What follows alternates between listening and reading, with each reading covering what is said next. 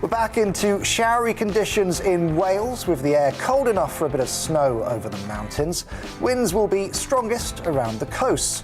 Frequent showers will be driven into northwest England on a strong and cold northwesterly wind. Some of the showers will contain hail.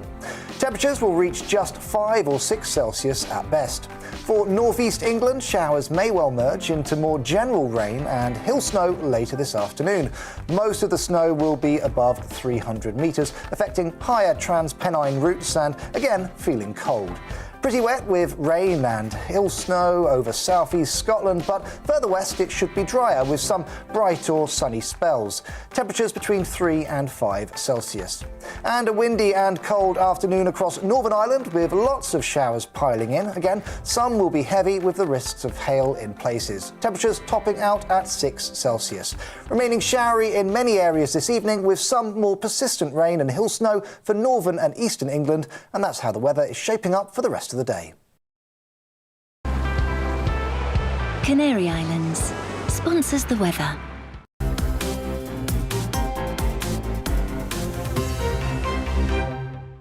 You're watching GB News live across the UK and the world on our digital stream. GB News is Britain's news channel. We are the UK's home of discussion and debate from all perspectives. We are here for you. Don't forget to join our YouTube community by clicking on that subscribe button. And if you want the GB News app, you can click and catch up on programmes anytime. We love to hear from you, so email us. gbviews@gbnews.uk. Thanks for being part of the GB News family. My name is Andrew Doyle. Join me every Sunday evening at 7 p.m. for Free Speech Nation. This is a show where we address current affairs and news stories of the week with the help of 2 wonderful comedian panellists. I brought in comics because I want to give it a lighter edge, and also they work for less. See you there.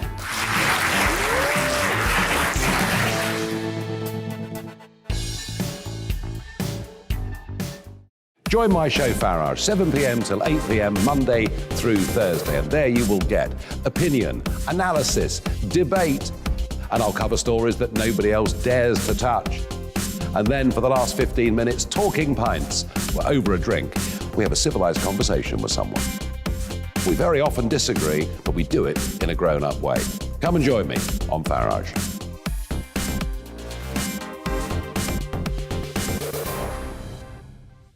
I'm Colin Brazier. I've reported from more than 70 countries around the world, covered wars from Afghanistan to Iraq, from Lebanon to the Balkans. I'm trying to bring that experience, that feel for events, to the studio. And something else. I'm ready to give an opinion. Today's stories with a spark. Brazier from 8 p.m. weekdays on GB News.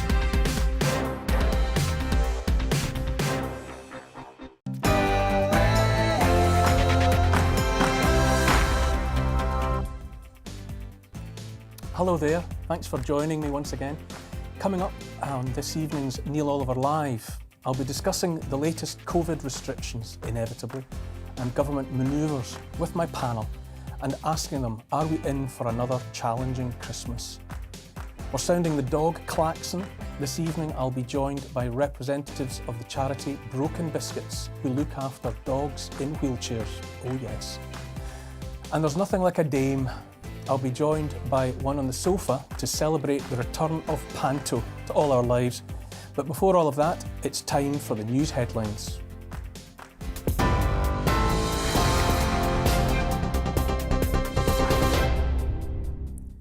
Hello, I'm Karen Roberts. These are your latest headlines. The Health Secretary says all international arrivals to the UK will again be required to take pre-departure COVID-19 tests. The rule applies to all travellers entering the UK, regardless of vaccination status. It'll come into force next Tuesday at 4 a.m. Nigeria will also be added to the travel red list, joining 10 other African countries. Only the UK and Irish citizens and residents who are travelling from Nigeria will be allowed entry and must isolate in a government-approved hotel for 10 days. Meanwhile, a further 75 cases of the Omicron variant have been confirmed in England. This brings the total number of confirmed cases to 104 in England and 135 across the whole of the United Kingdom.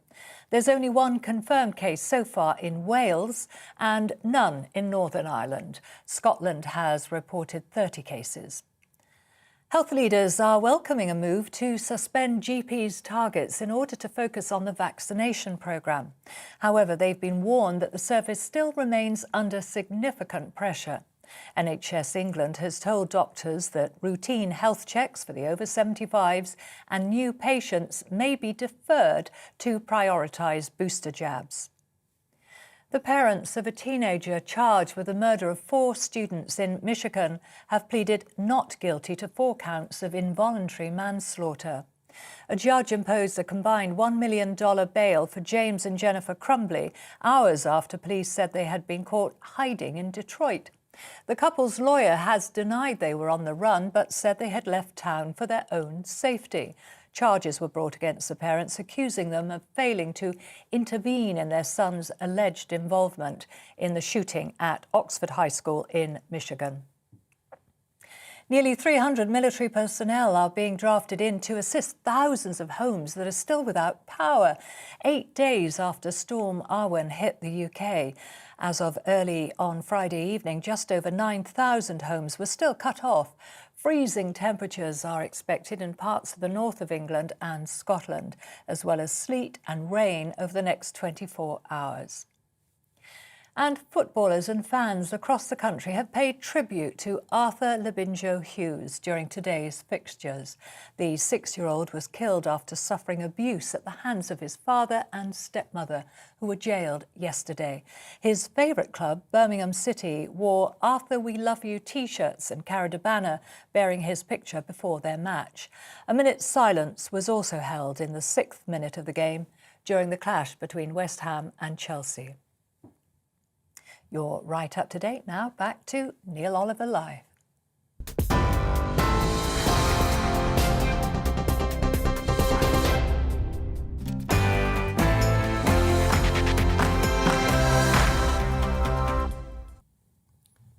Here we stand on the brink of a new world, a world in which our governments have the final say about what we do with our bodies, a world in which governments have the final say on what must be done to our children's bodies.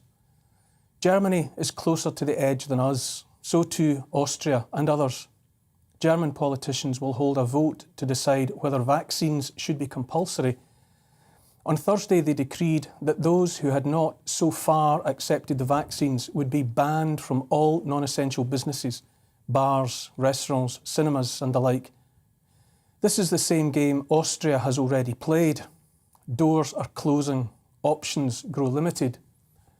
Here in Great Britain, our own elected representatives are sniffing the wind and weighing their own options.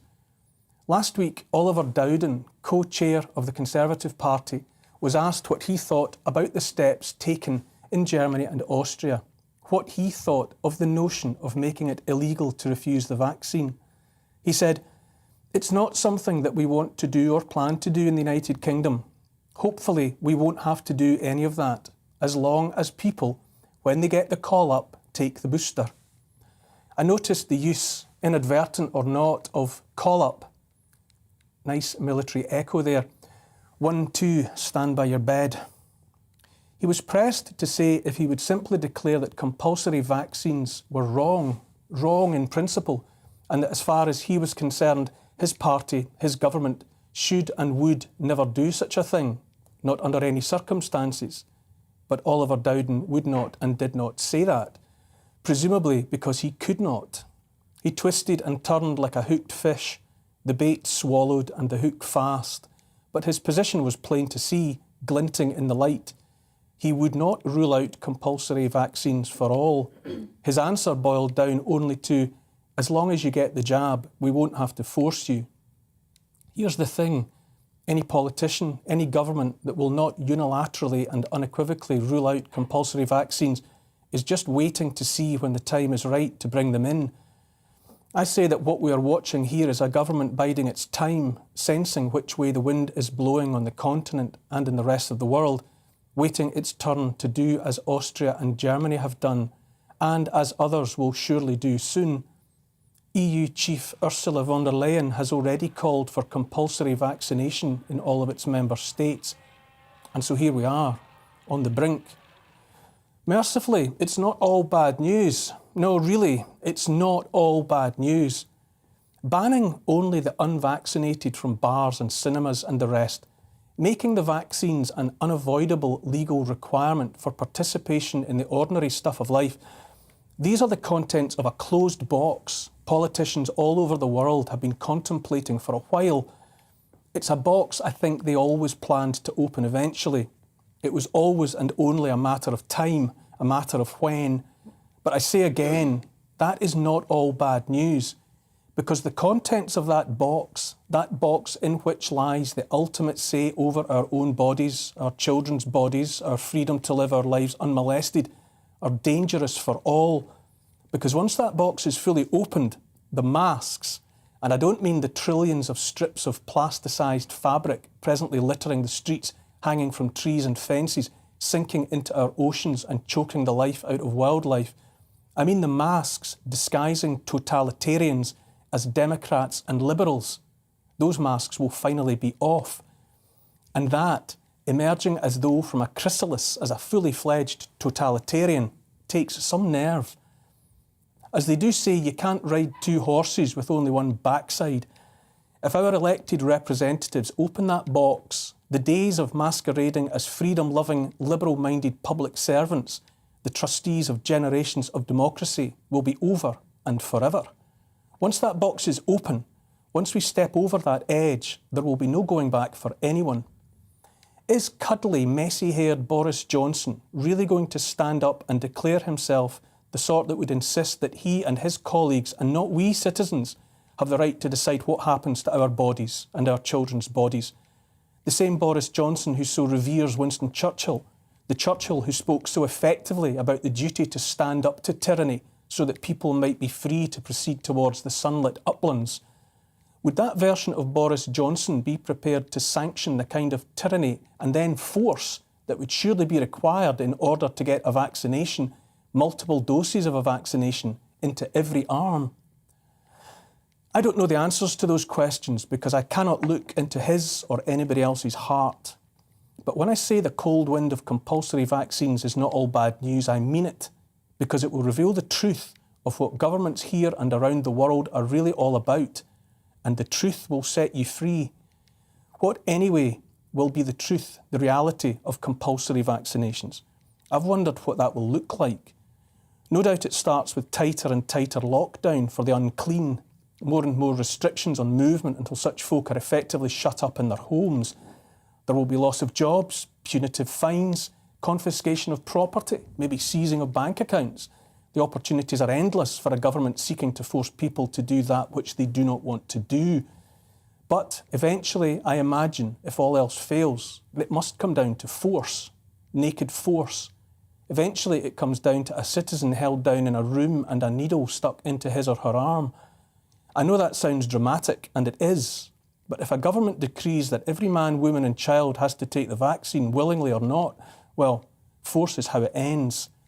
I also wonder about who, when push comes to shove, is holding the syringes and sticking the needles into flesh. Physicians take oaths about first doing no harm and about the inviolable sanctity of informed consent, which is to say understanding what's about to happen to your body and being 100% happy about it.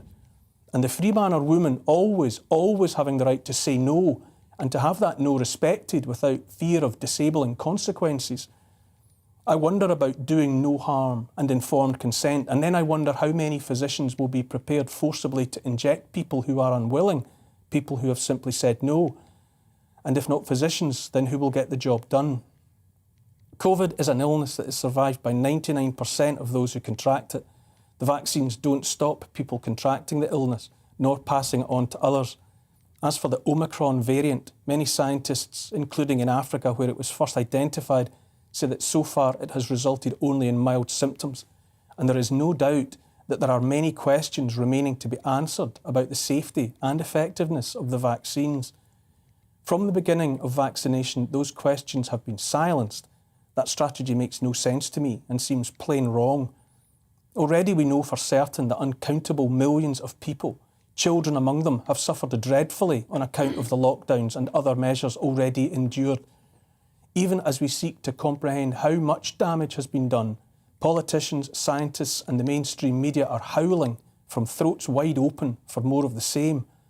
I say, and in this I speak only for myself, that the idea of compulsory vaccines in these circumstances is an evil one. Evil.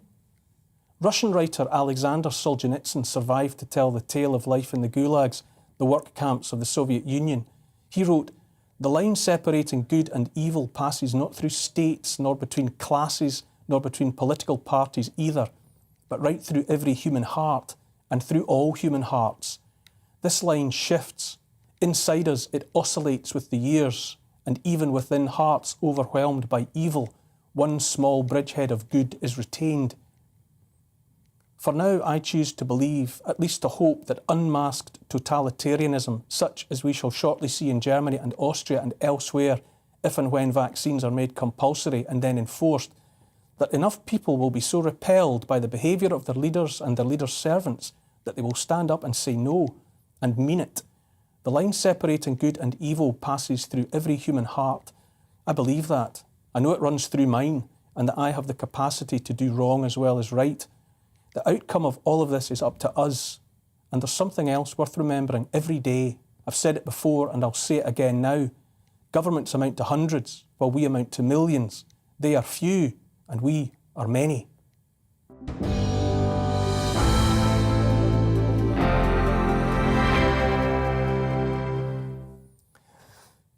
I want to hear what you think. You can email us on gbviews@gbnews.uk, and you can tweet us as well at GBNews. And I'll read out your comments a little later in the show if time allows. First of all, my guests, Richard Taylor, Emily Carver, Nick Tyrone, thank you very much for joining me here. First of all, Nick, I'll come to you. What do you make of the developments on the continent? Germany, Austria, von der Leyen's call for mandates? Well, my biggest worry throughout the entire COVID thing is when we get through with COVID, and COVID will come to an end at some point, basically what's happened with lockdowns, things like that, it's like a tool in government's arsenals. And how will they use it? So that's a big concern. In terms of what's going on with our own government, my big worry is, we can talk about hypotheticals, but I'm very worried, for instance, now about what this government's doing on the policing bill. So I don't think enough coverage is being given to the policing bill. It's in the House of Lords at the moment, report stage, so very close. What are your concerns there, in short? So basically what it is it's putting huge provisions against any sort of protests. Now, I know the way they've sort of pitched it is, this is something to contain, insulate Britain, left-wing protest groups, but it would apply to everyone, obviously. So let's take an example. Let's say there was another lockdown, Neil, and you went to a protest to voice your views, and even if you didn't actually speak at the protest, let's say, but you just by going, there are provisions in the bill where you could go to prison. You could have there's a new type of ASBO that's being slapped on you that would last 2 years, and they could pretty much just do whatever they like with your life over those 2 years. And this isn't hypothetical. This is going through the House of Lords. If it goes to the report stage, it's got one more reading. It goes back to the House of Commons. It's royal assent. Richard, you wear many hats. You're a social commentator. I think it'd be fair to call you that as one of the ways in which you've come to to prominence in recent times. Now, listening to Nick there, and feel free to comment across the board on vaccinations and the rest. Well, I think the point you made in your monologue. I mean, a lot of people talk about mandating and legislation and policy and restrictions. It's just evil. It's as simple as that. And I'm kind of tired of this kind of rhetoric from politicians and people in the media who just make out as if it's inevitable, it's going to happen. So we're doing it, and we heard what's happening across Europe now. You mentioned Germany and Austria. This is tyranny. It's fascism. It's wrong. It should not be happening. Where are people's rights, our human rights, our right to choose what we do with our bodies? Who has those powers to say, no, we're taking those rights away from you? They should not have those powers. It should be repealed. Any government that can legislate to give anybody a medical intervention, whether they want it or not, is pure tyrannical and it is evil. And I'll never back down from that. That's exactly what it is. I like to call things as they are, Neil. By the way, it's great being on your show. I'm an absolute huge fan, as you've discussed before we went off air. And I just this Welshman with the Scotsman, but that's how I see it. You know, on your monologue tonight, if I was at home watching you as I normally do, I'd be watching you. I'd be cheering, because everything you've said there is exactly, it encapsulates how I feel as an individual. Millions of us feel like that, even those who've had the vaccine. This isn't a question of vaxxed and the unvaxxed. This is a question of morality. What kind of a society do we want to be? Emily, I see you nodding there, and the evident passion in what Richard is saying there, and this is why I wanted Richard to take part tonight. How do you react, you know, sitting there between Nick and Richard? What's your feeling? Well, for me, I think the problem is that not enough people feel the way that we do on this. There is a huge amount of indifference. A lot of people take the view that, oh, it's not a big deal to get the vaccine. I've got the vaccine, so, you know, therefore, why not make them mandatory? It's just a jab. Why not do so? And they forget that the rights of the individual must trump those of the collective. Otherwise, we do veer into fascism, as you say, authoritarianism. The government is there to protect individual rights fundamentally. And, you know, people have drawn parallels to history, to authoritarian regimes in the past, and they've highlighted how we are othering people, how we're demonising people who are unvaccinated, how we're talking about them, as you said in your monologue, in a way as if they're unclean, not worthy of the same rights. It's shocking what's happening in Germany. It's even more shocking what's been happening in Australia.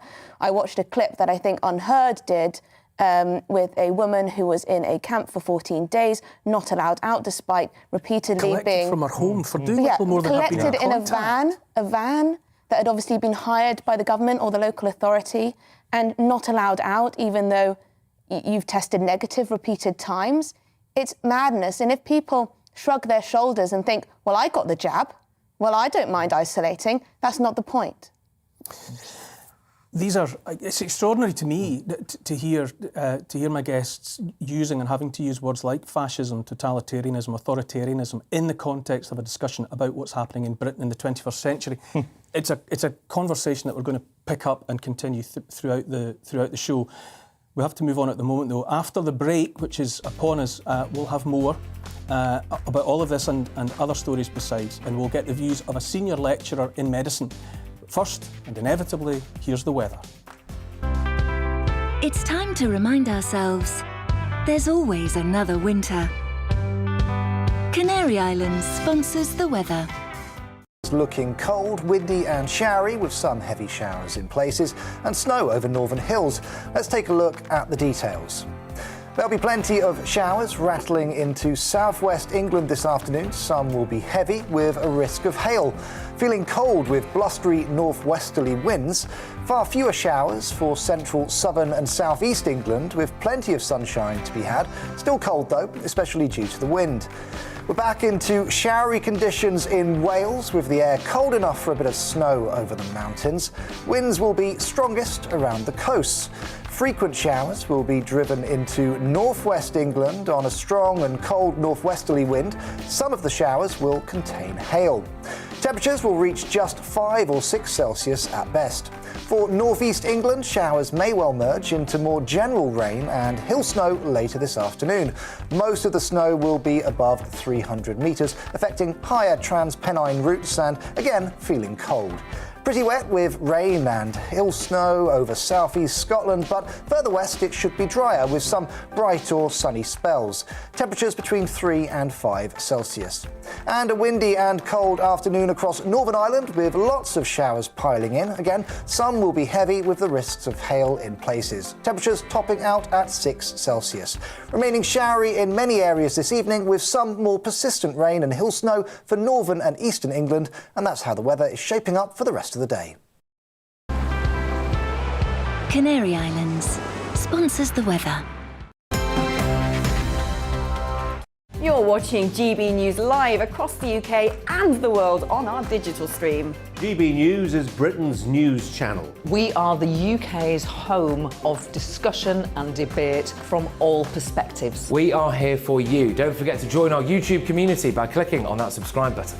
And if you want the GB News app, you can click and catch up on programmes anytime. We love to hear from you, so email us. gbviews@gbnews.uk. Thanks for being part of the GB News family. My name is Andrew Doyle. Join me every Sunday evening at 7 p.m. for Free Speech Nation. This is a show where we address current affairs and news stories of the week with the help of two wonderful comedian panellists. I brought in comics because I want to give it a lighter edge, and also they work for less.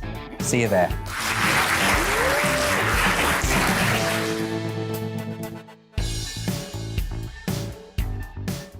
Join my show Farage, 7 p.m. till 8 p.m. Monday through Thursday, and there you will get opinion, analysis, debate, and I'll cover stories that nobody else dares to touch. And then for the last 15 minutes, talking pints. We're over a drink. We have a civilised conversation with someone. We very often disagree, but we do it in a grown-up way. Come and join me on Farage.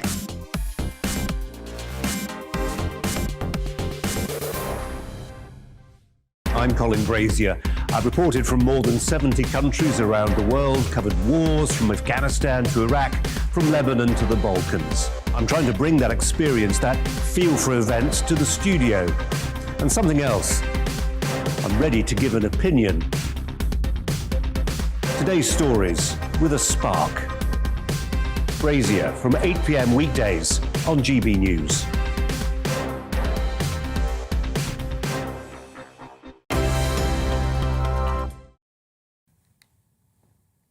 Welcome back. Let's get more on this week's developments in the fight against COVID. Since Tuesday, people in England have had to wear face coverings in shops and on public transport and so forth. And it comes at a time when many governments on the continent are tightening restrictions as well. Earlier today, the Health Secretary said all international arrivals to the UK will again be required to take pre-departure COVID-19 tests. Now, I'm all absolutely in favour of hearing as many sides as possible in a debate. I'm not sure what I'm going to hear next, but I'm joined now by Dr. David Strain, who's a senior clinical lecturer at the University of Exeter Medical School.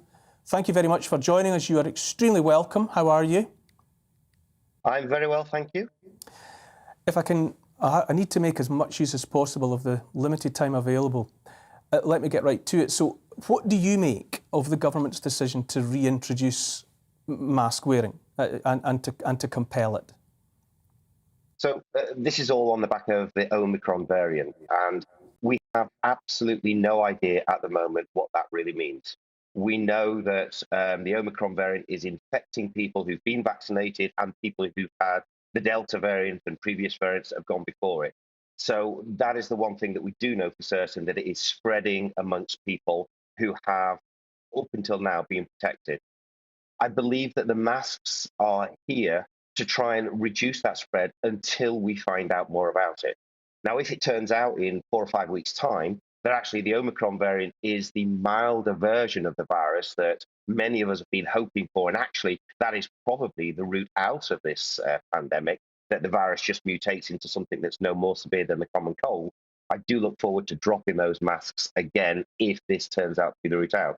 But for now, I think it's a sensible precaution to protect the vulnerable, the elderly, those who are at the greatest risk of the vaccine failing and to end up in hospital despite vaccination failure. Where is the data, though, the peer-reviewed reports that say that masks stop people catching and transmitting the virus? Nothing I have seen. It seems that across the scientific community there is only uncertainty about whether they have any effect or not. And I've always felt that the masks are theatre, that it's just, and the government can quickly be seen to be doing something that's highly visible, as in suddenly there's a blue stripe on everybody's face again. So it depends what sort of mask that you're using. If you're using a simple cloth mask, they reduce your risk of spreading the virus by about 65 to 70%.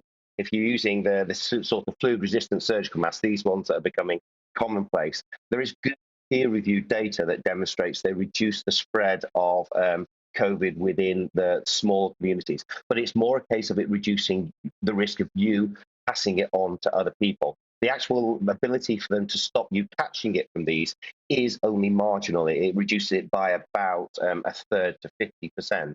But actually, if you're wearing it and reducing the risk of it being spread, and the person who's vulnerable is wearing it, reducing the risk of catching it, between the two of you, that amounts to about an 85 to 90% protection. The only way you can get full protection from this would be something like the FFP3 masks or the N95 masks, the ones that we are being provided with when we're working in hospital with people who are actively infectious. I think I'm fairly safe in saying that there are plenty of reports that say quite the contrary, that the masks do not provide the kind of protection that you're talking about. You know, you're quoting figures there, and I'm confident that there are many other reports, peer-reviewed and from reputable sources, that would say different. But earlier this week, the government said all adults will be offered booster vaccinations by the end of January. How important do you think the booster programme is, marketed this way at this time?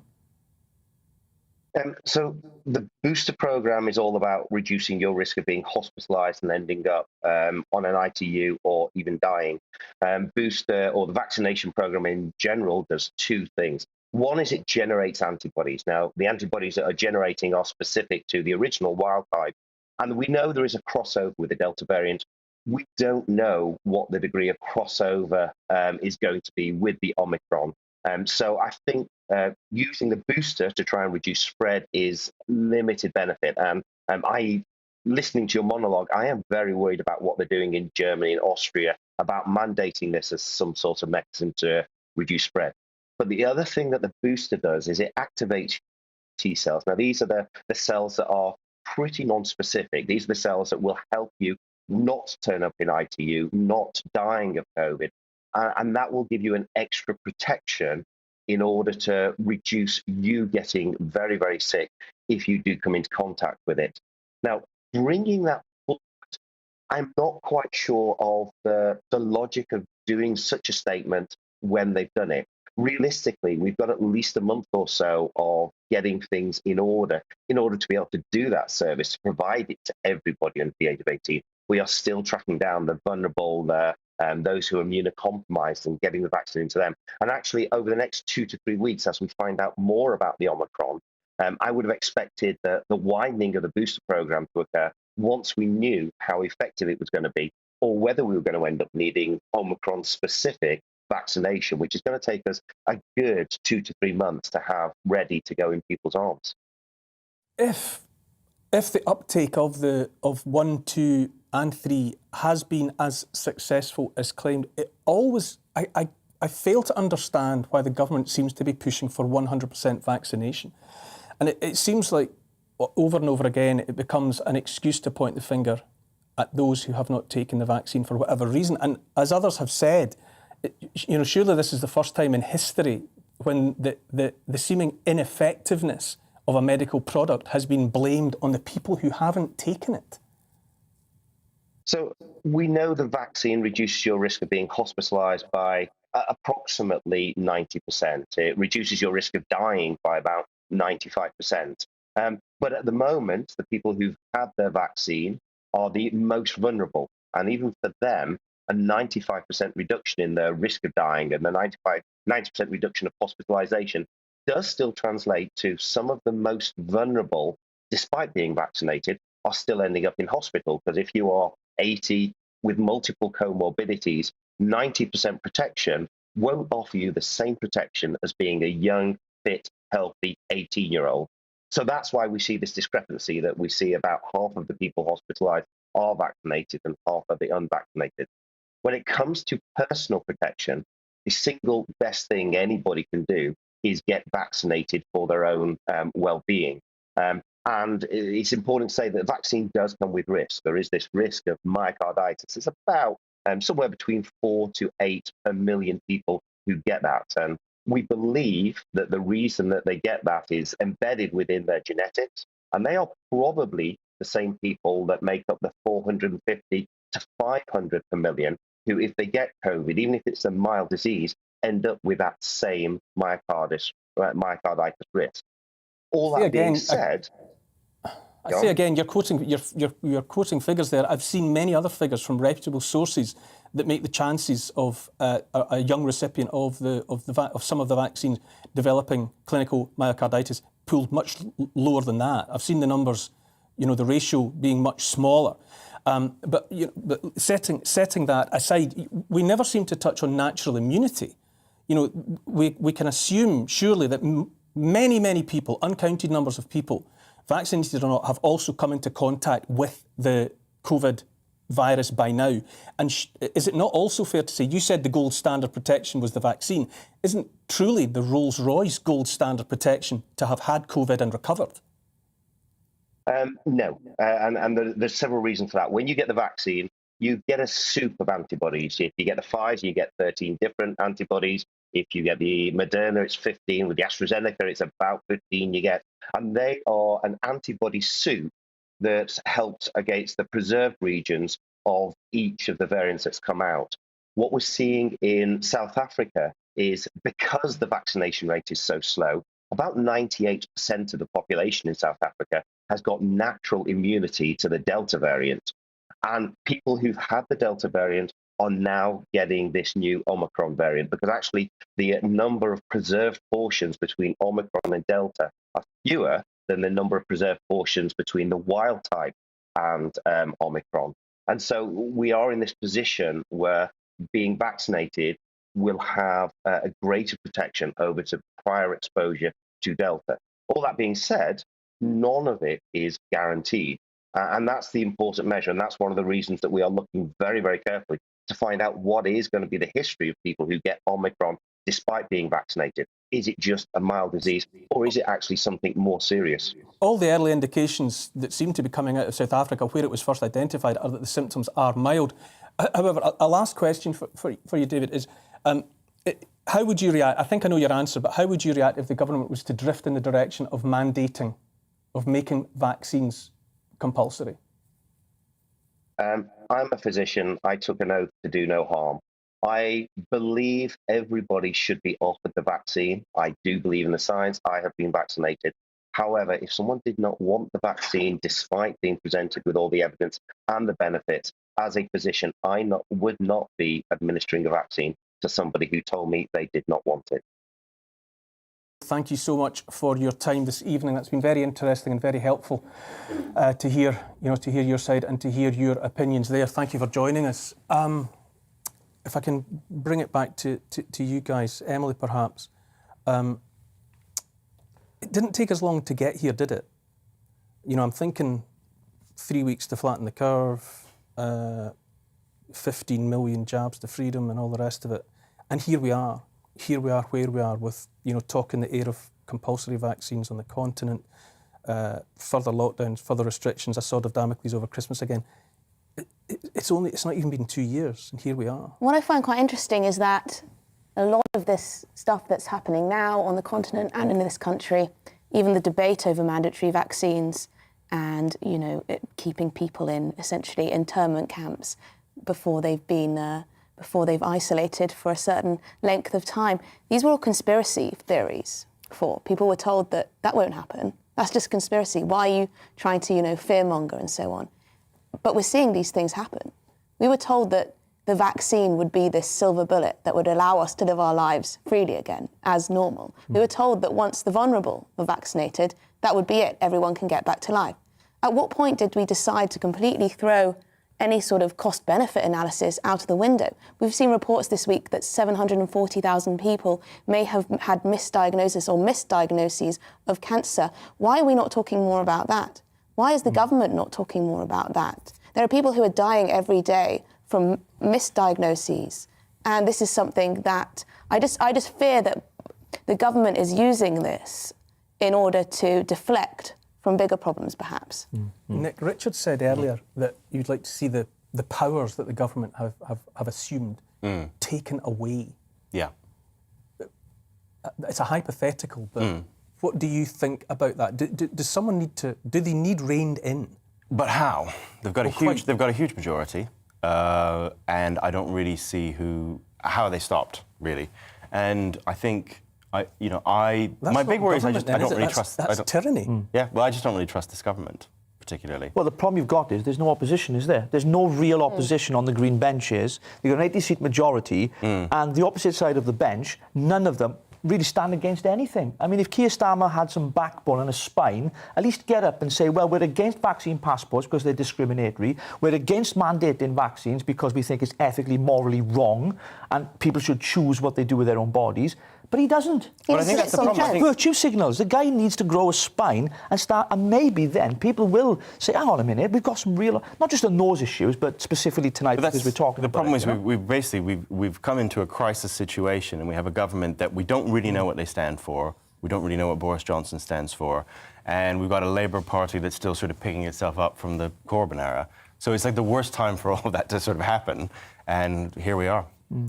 Emily, it's clearly just listening to you guys talking. It's your temperatures are running so high, but you published whatever the correct terminology is. You put out a tweet this week. Yes. That I think was a good gauge of that temperature. Can you, for non-Twitter users, can you say what you said and what then ensued? I mean, is this the one where I wrote that it's not helpful for people to use? Yes, so here, those against mandatory vaccinations and lockdowns should really stop with the Nazi comparisons, not doing the cause any favours.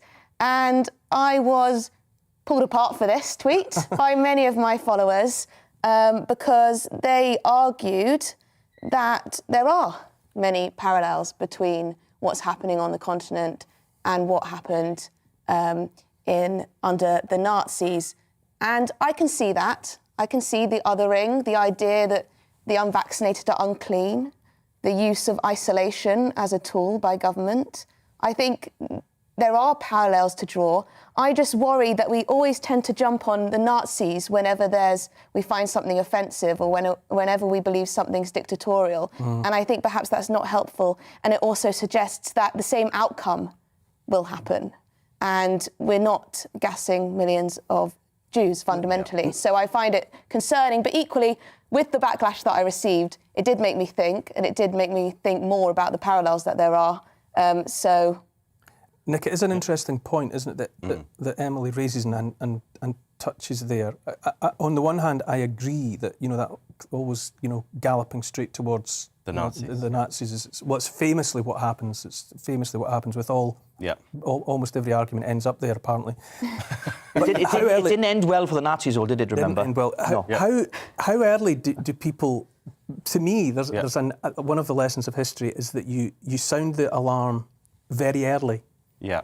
Such that even if you are mistaken, it's better to have raised the alarm so that everyone can pause and have a look around and agree whether there's a danger or not. Or how late do you leave it before you start saying, I think this is gone? Well, also the problem is that we live in such a polarised time.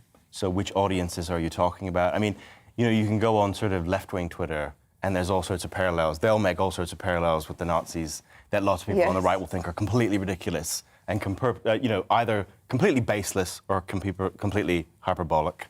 And then the reverse is true. So the problem is, I mean, let's say for a moment you had a sort of proto-totalitarian government.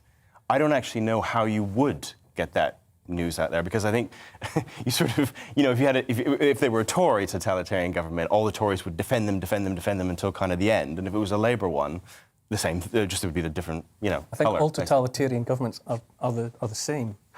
In essence, are they not? Whether of the left or of the right? Well, of the left or the right, yeah. Now, once again, time is catching up with us, chasing our tails all the time. After the break, talk about a change of direction. I'm going to bring you an interview with the Tiger King of Hull. That is what I said. And might I suggest you don't want to miss it.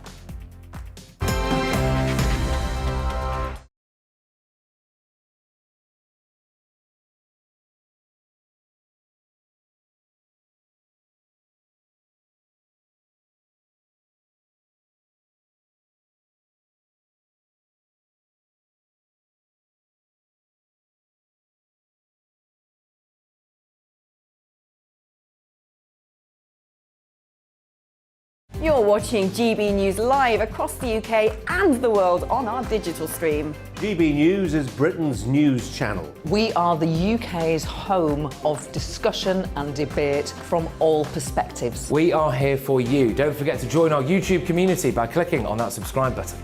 And if you want the GB News app, you can click and catch up on programmes anytime. We love to hear from you, so email us. gbviews@gbnews.uk. Thanks for being part of the GB News family. My name is Andrew Doyle. Join me every Sunday evening at 7 p.m. for Free Speech Nation. This is a show where we address current affairs and news stories of the week with the help of two wonderful comedian panellists. I brought in comics because I want to give it a lighter edge, and also they work for less. See you there.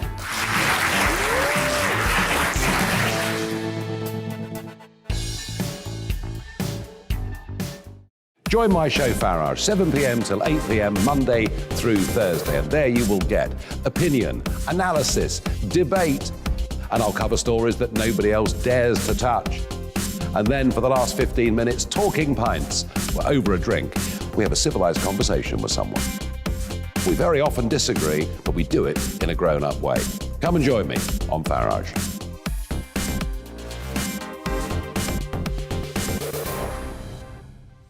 I'm Colin Brazier. I've reported from more than 70 countries around the world, covered wars from Afghanistan to Iraq, from Lebanon to the Balkans. I'm trying to bring that experience, that feel for events, to the studio. And something else, I'm ready to give an opinion.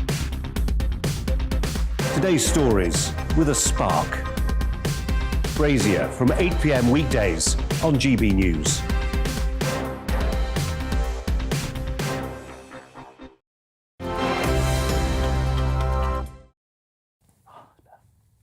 Welcome back. Thank you for staying with me. Every November since the 1930s, members of the Jewish Military Association UK, which is known as AJEX, remember the sacrifices made by Jewish men and women in the service of the British Crown.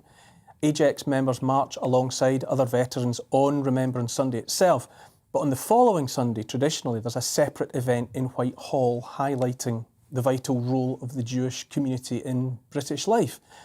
I'm joined now by Mike Bluestone, who's the chairman of AJEX, and Warren Grinberg, whose father is a war veteran. Thank you both for joining me. It's the remembrance and everything about it, though, everything that we're supposed to be thinking about in November is very close to my heart, as I think it's close to the hearts of many. If I can start with you, Warren. You know, your father as a veteran. What takes place on the Day of Remembrance? Well, on the Day of Remembrance, we gather in Whitehall on Horse Guards Parade at approximately 1:30, and on the command of our marshals, we march to the cenotaph, which is only about 5 or 10 minutes march. There we hold commemorative services. There, the chief rabbi and other distinguished guests talk, and we then march back to the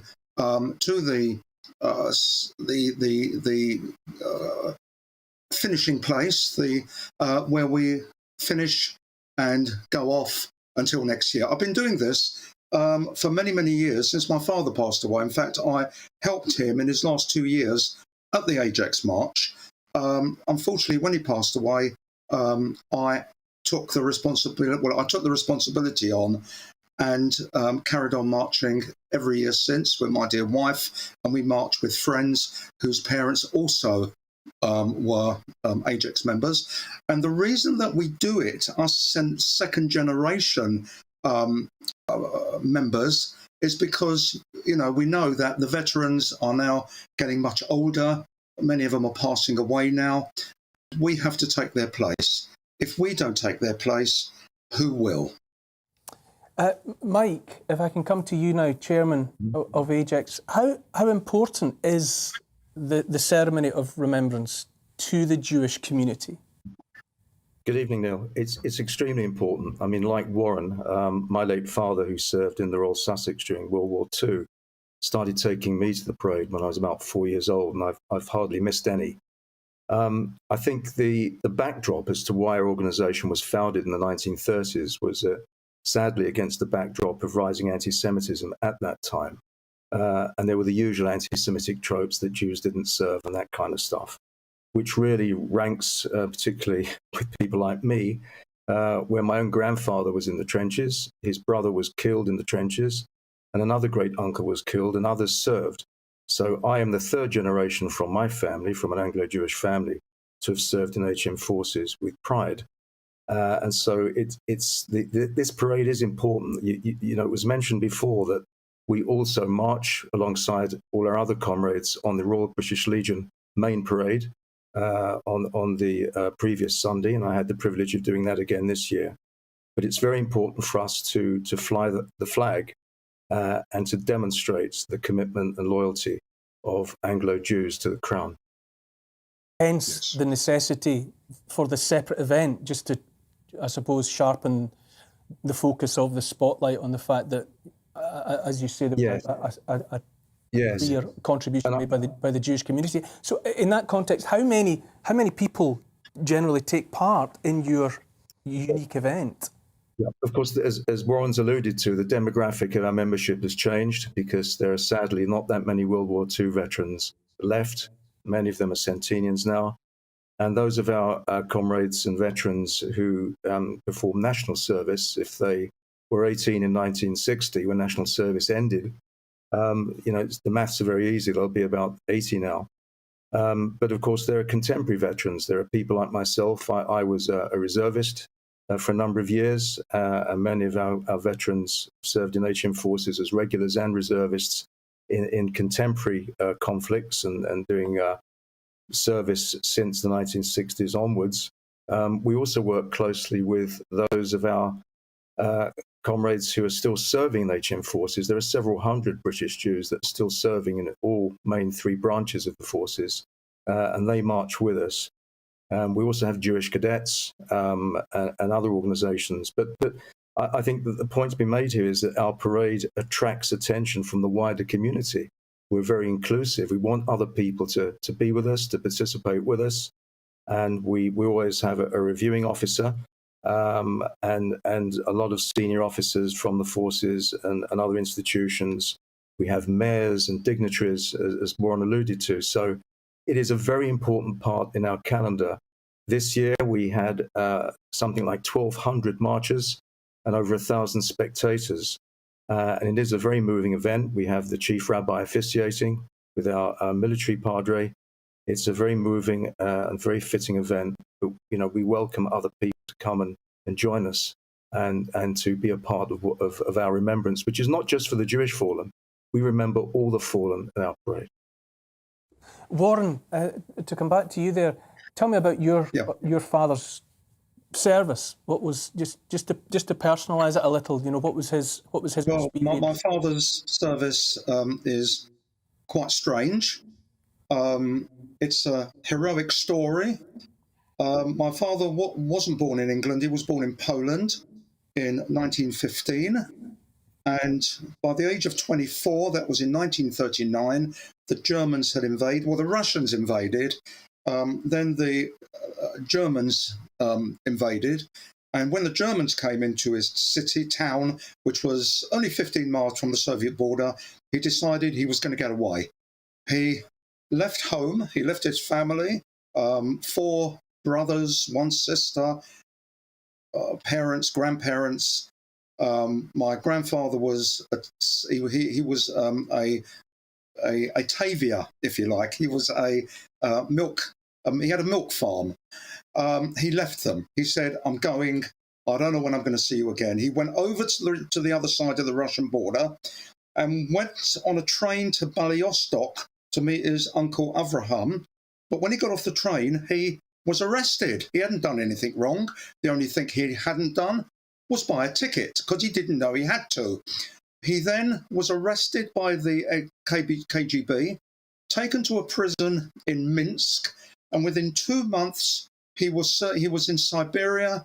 He was in the Arctic region of Siberia in a gulag called Ukhtar, where he and many millions of other Polish people, Jewish, non-Jewish, suffered for many, many, many years under the foot of the Soviets.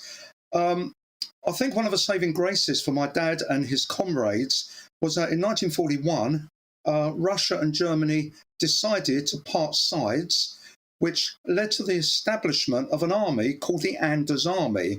It was led by a man called General Władysław Anders, very pro-Jewish, and the soldiers, many thousands of them, Jewish and non-Jewish, were taken to various camps where they trained as military soldiers. They trained with wooden guns at the time, and they became very adept at military exercises.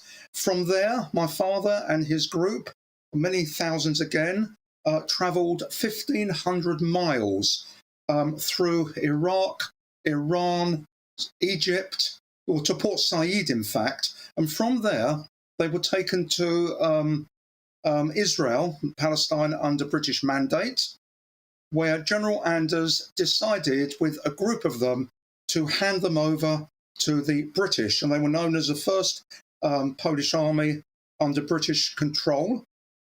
From there, he went to South Africa, taking prisoners to South Africa, and from there to Scotland. Now, in Scotland, unfortunately, things went rather bad because the multitude of Jewish members of the Anders Army, there were several thousand, many army camps in Scotland when they were training for D-Day. With his group, there was a lot of anti-Semitism, and my father decided with 150 other soldiers that they would go AWOL, not desert, go AWOL. So it was all arranged that in London there was a group of Jewish youngsters waiting for them. They went to King's Cross Station.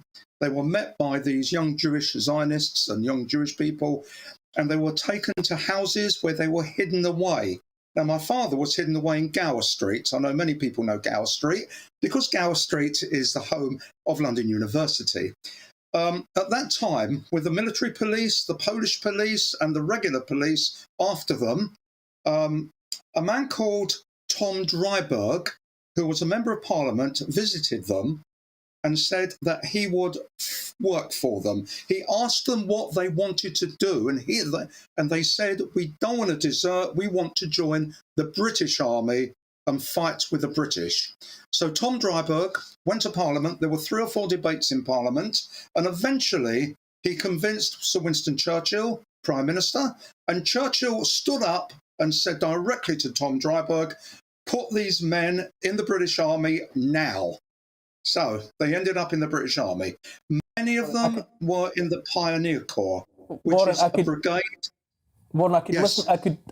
I could listen to you all night, sincerely. But time is against me. But just the idea of a youngster, as you're describing, going away from his family and then just travelling the entire world before finally being able to give service in the British forces. Wonderful stuff. Thank you both, gentlemen. Thank you, Mike. Thank you, Warren. Amazing and so important to highlight that particular story. Thank you. Thank you so much. Thank you. Have a good evening. Now, I'm going to have to get to a break shortly. In fact, I think it's coming up now. Real treat afterwards, and I will be able to tell you and show you a charity that's helping disabled dogs live a normal life. And we might even have a couple of those canines in the studio. But first, once again, here's the weather. It's time to remind ourselves there's always another winter. Canary Islands sponsors the weather. Looking ahead to tomorrow's weather, and the UK is looking rather windy and chilly at first, with wintry showers, especially in the east. Let's now take a look at the details. It'll be a rather cold and very windy start in the southwest. There'll be scattered showers, some heavy, and turning wintry over the high ground of the moors. A chilly start with strong, gusty winds for all areas. It'll be cloudy with outbreaks of rain, possibly bringing a little sleet over the hills. Remaining very windy and cold in Wales with some clear skies. There'll be scattered showers at times, these wintry over the higher ground. It'll be mostly cloudy in the northwest at first. The odd shower is possible, again turning wintry over high ground. It'll be very windy, especially near to the coast, and feeling cold, starting with showers and longer spells of rain in the northeast on Sunday morning, this bringing sleet or hill snow at times. A cold and rather windy start for all. It'll be a cold, clear and locally frosty start with a risk of some early icy patches. Cloudier conditions towards Edinburgh with a little rain or hill snow possible. There will be a mixture of showers and clear spells at first for Northern Ireland, the showers possibly wintry at times.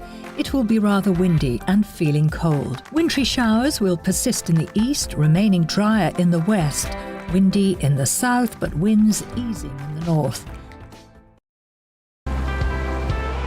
Canary Islands sponsors the weather. You're watching GB News live across the UK and the world on our digital stream. GB News is Britain's news channel. We are the UK's home of discussion and debate from all perspectives. We are here for you. Don't forget to join our YouTube community by clicking on that subscribe button. And if you want the GB News app, you can click and catch up on programmes anytime. We love to hear from you, so email us. gbviews@gbnews.uk. Thanks for being part of the GB News family. My name is Andrew Doyle. Join me every Sunday evening at 7 p.m. for Free Speech Nation. This is a show where we address current affairs and news stories of the week with the help of two wonderful comedian panellists. I brought in comics because I want to give it a lighter edge, and also they work for less. See you there.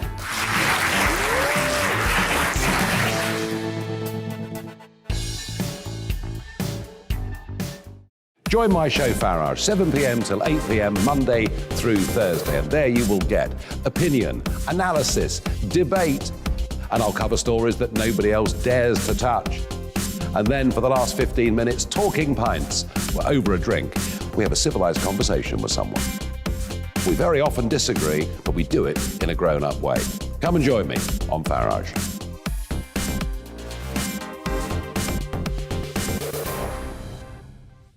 I'm Colin Brazier.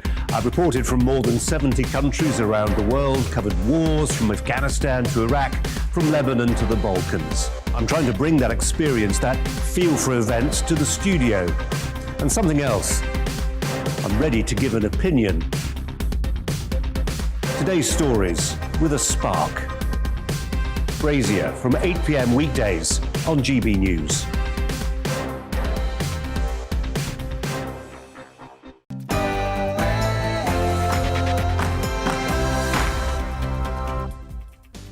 Welcome back. Where have you been? There's lots more to come before 9 o'clock. They say you should never work with animals. I seem to work with animals all the time. Very shortly, I'll be joined in the studio by two dogs, but these, let me assure you, are dogs with a difference. First of all, here are the latest news headlines.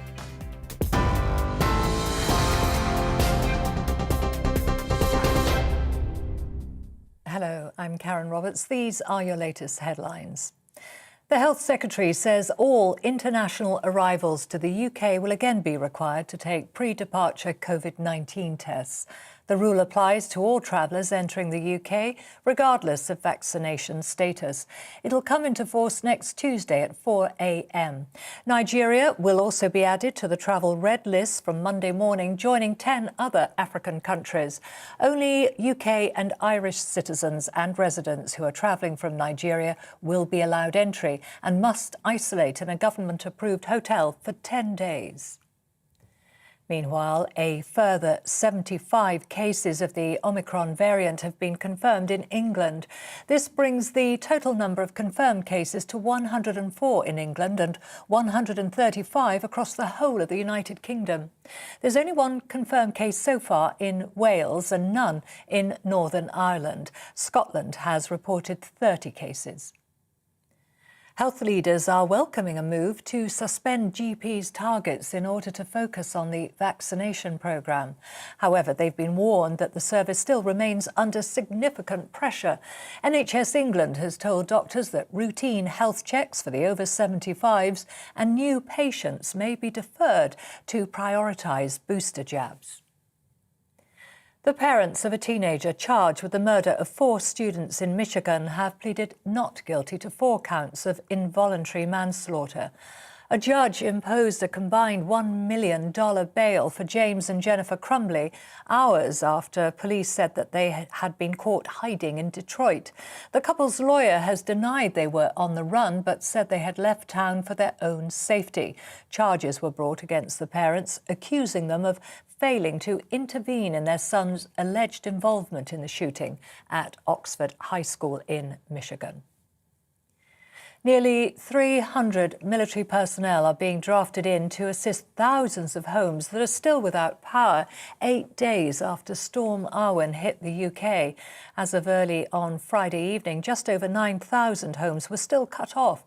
Freezing temperatures are expected in parts of the north of England and Scotland, as well as sleet and rain over the next 24 hours.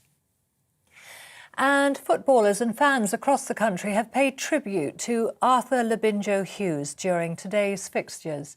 The 6-year-old was killed after suffering abuse at the hands of his father and stepmother, who were jailed yesterday. His favourite club, Birmingham City, wore Arthur We Love You t-shirts and carried a banner bearing his picture before their match. A minute's silence was also held in the 6th minute of the game between West Ham and Chelsea. You're right up to date now. Back to Neil Oliver live.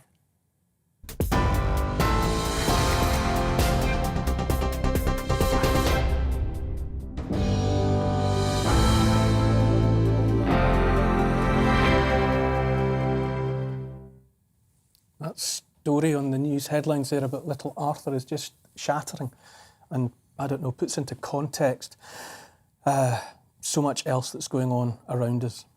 Now, any dog owner will tell you how deeply our pets embed themselves in our lives. I think that's the right word. They embed themselves. They are beloved members of the family.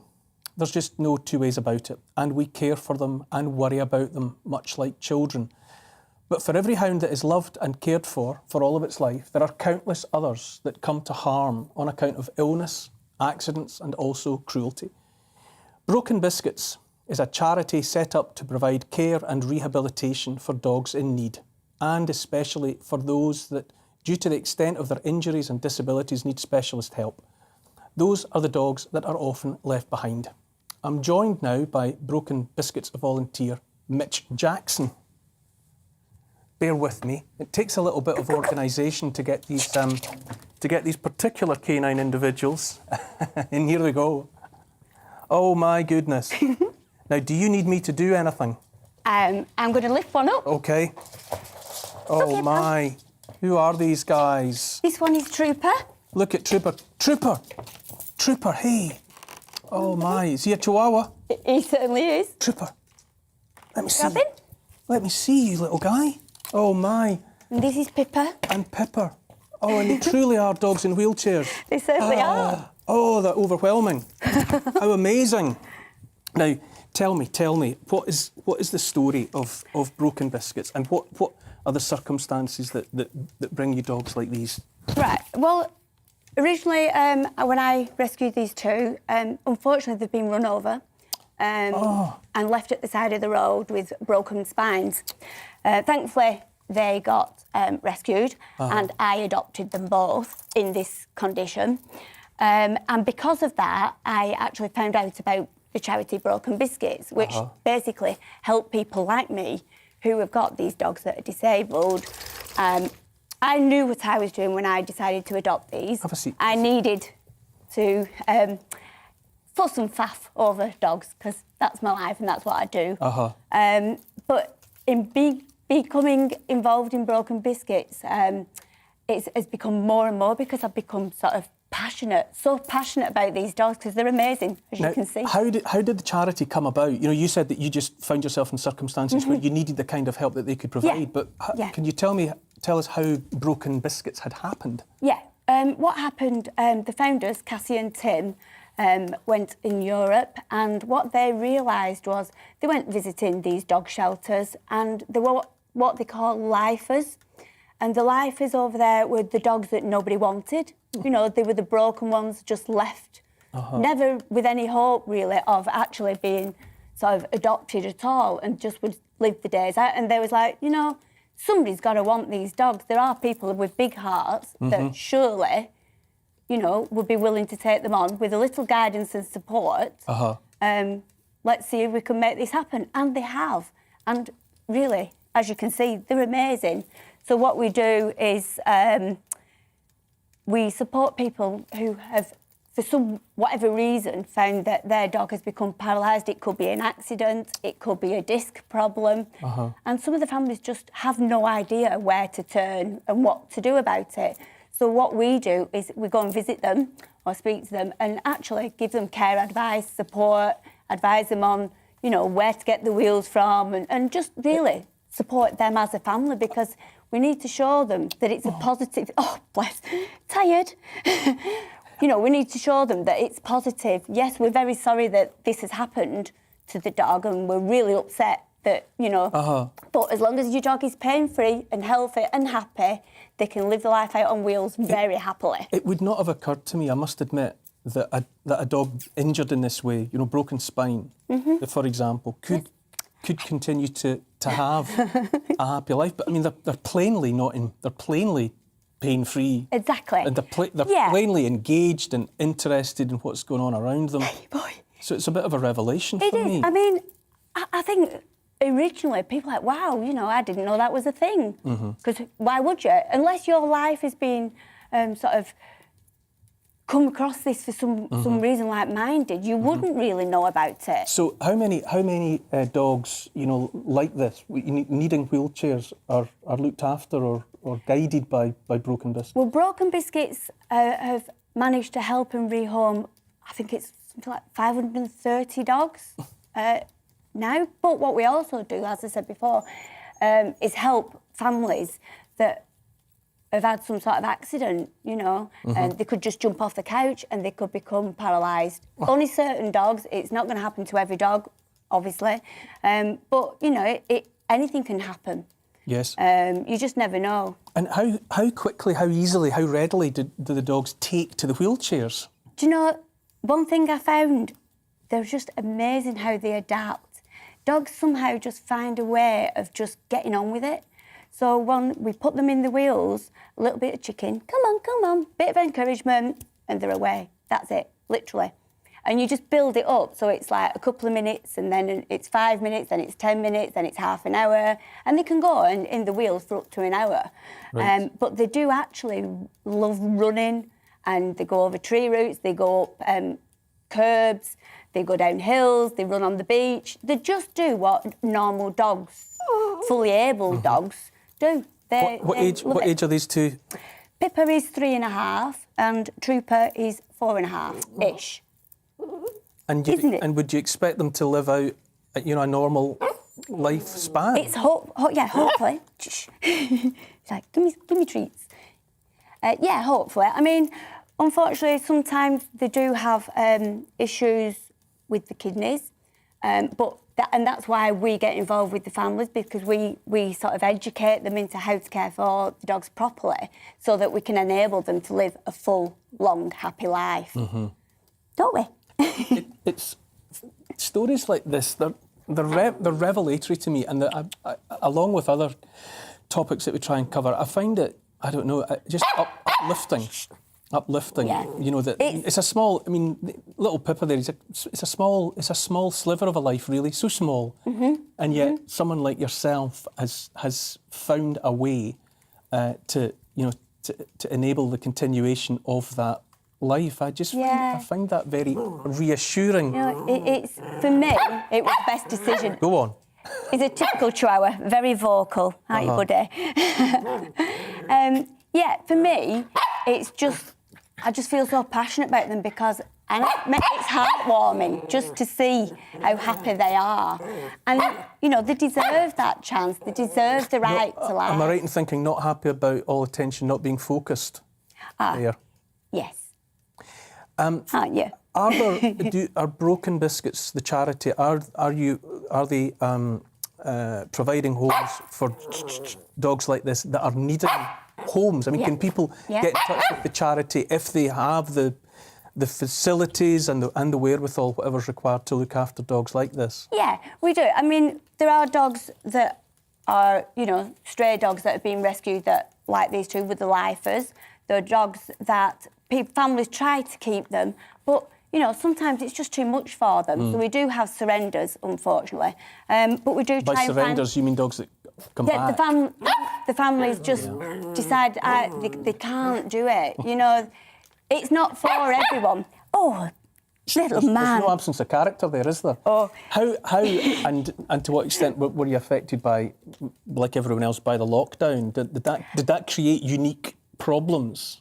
It made me not want to go back to work at all because I just love staying at home with my dogs all day long. As far as these, no, they just love the extra attention, especially this little one. He's very, very just full of life. He's got such a personality, and that's part of the, you know, I know actually quite a lot of disabled dogs now, and they all just, you know, they love things. I think we've also got some pictures of these and others of your charges enjoying the open air. Oh yeah, yeah. Yeah. It's what kind of reaction do you get? I must admit that if I, you know, were I to encounter a dog in a wheelchair like this, it's quite confronting. What do people say to you? I would say the majority of the. Look at that, off-road. Oh yeah, yeah. But this is it. They're very, very capable, and this is what people need to understand. And what we're trying to do is educate people because they are pain-free. Otherwise, it wouldn't be fair. And of course, we wouldn't put them through it if it wasn't right. But we need to show that people they are happy.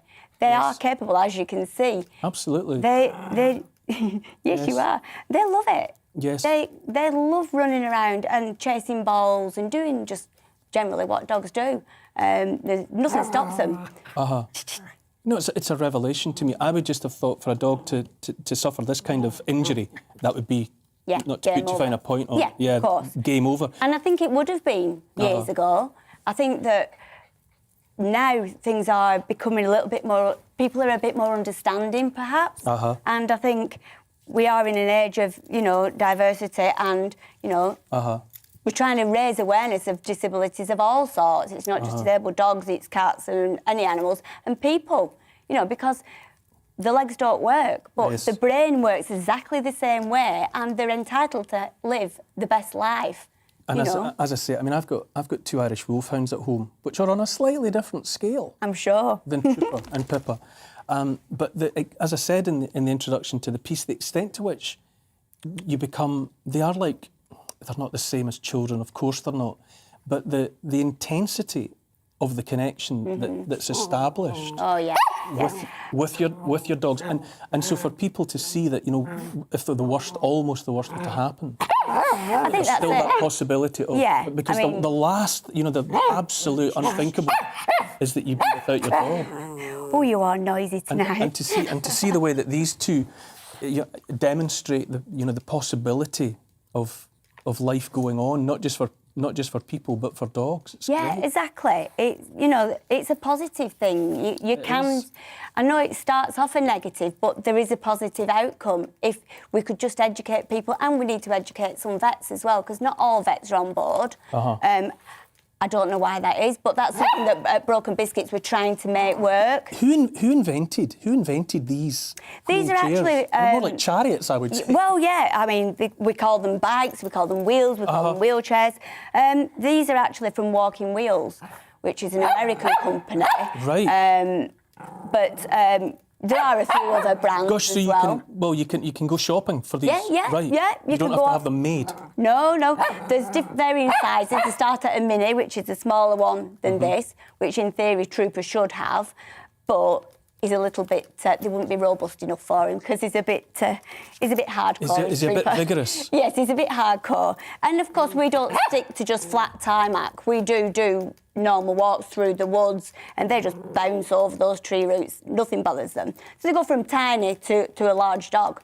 They do them to fit your dogs if necessary. Do dogs, who are able-bodied, how do they relate? Do you have other dogs in your life that Well, I've got relate 5 to these? rescue dogs. Right. And they've all got issues. I have got one with 3 legs at home, and they've all got certain things. But I find that they're very accepting of one another. Of one another. It's as if they kind of sense it or they know. And when we're out on the field, lots of dogs come up to them and sniff them and go, "Woo!" I don't know what that is, you know, that's a bit freaky. Yes. But lots of dogs love them, and they chase and play with other people's dogs quite happily. Don't you? But they do run over people's feet the way, as well, the way Trooper demonstrates that there is no loss of energy, character, personality. It's all still there, very much so. You can just see by his face, you know, he's so full of life and so happy. Pippa's a little bit quiet because she's a little bit overwhelmed, I think. Yeah. No, they're doing incredibly well in here. They're amazing, and I just absolutely love it. It was the best thing for me. It's given me a purpose in life. My children moved out, and it just gave me something to focus on and to do some good. I love it. I love it. I love dogs. I love to see the most being made of dogs and the best care possible being taken of dogs. And you are absolutely an exemplar of that. Thank you so much. I cannot thank you enough for having brought in these 2 spectacularly fascinating little characters. Oh, they And certainly come are. again anytime. You're an ideal guest. We've loved it. It's been brilliant. Amazing. Thank you so much. Thank you. OK, we'll have to move to a break again, after which we're going to speak to a fascinating man who says he has come up with 29,000 original one-liners. Don't miss that. But first, once again, here's your weather. It's time to remind ourselves there's always another winter. Canary Islands sponsors the weather. Looking ahead to tomorrow's weather, and the UK is looking rather windy and chilly at first, with wintry showers, especially in the east. Let's now take a look at the details. It'll be a rather cold and very windy start in the southwest. There'll be scattered showers, some heavy, and turning wintry over the high ground of the moors. A chilly start with strong, gusty winds for all areas. It'll be cloudy with outbreaks of rain, possibly bringing a little sleet over the hills. Remaining very windy and cold in Wales with some clear skies. There'll be scattered showers at times, these wintry over the higher ground. It'll be mostly cloudy in the northwest at first. The odd shower is possible, again turning wintry over high ground. It'll be very windy, especially near to the coast, and feeling cold. Starting with showers and longer spells of rain in the northeast on Sunday morning, this bringing sleet or hill snow at times. A cold and rather windy start for all. It'll be a cold, clear and locally frosty start with a risk of some early icy patches. Cloudier conditions towards Edinburgh with a little rain or hill snow possible. There will be a mixture of showers and clear spells at first for Northern Ireland. The showers possibly wintry at times. It will be rather windy and feeling cold. Wintry showers will persist in the east, remaining drier in the west. Windy in the south, but winds easing in the north. Canary Islands sponsors the weather. You're watching GB News live across the UK and the world on our digital stream. GB News is Britain's news channel. We are the UK's home of discussion and debate from all perspectives. We are here for you. Don't forget to join our YouTube community by clicking on that subscribe button. And if you want the GB News app, you can click and catch up on programmes anytime. We love to hear from you, so email us. gbviews@gbnews.uk. Thanks for being part of the GB News family. My name is Andrew Doyle. Join me every Sunday evening at 7 p.m. for Free Speech Nation. This is a show where we address current affairs and news stories of the week with the help of 2 wonderful comedian panellists. I brought in comics because I want to give it a lighter edge, and also they work for less. See you there.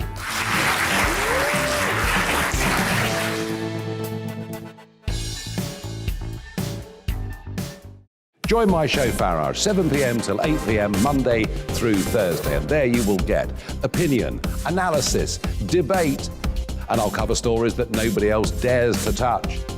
And then for the last 15 minutes, talking pints. We're over a drink. We have a civilized conversation with someone. We very often disagree, but we do it in a grown-up way. Come and join me on Farage.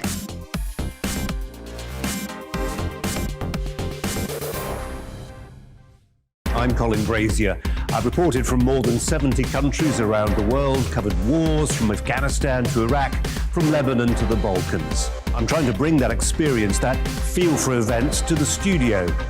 And something else, I'm ready to give an opinion. Today's stories with a spark. Brazier from 8 p.m. weekdays on GB News.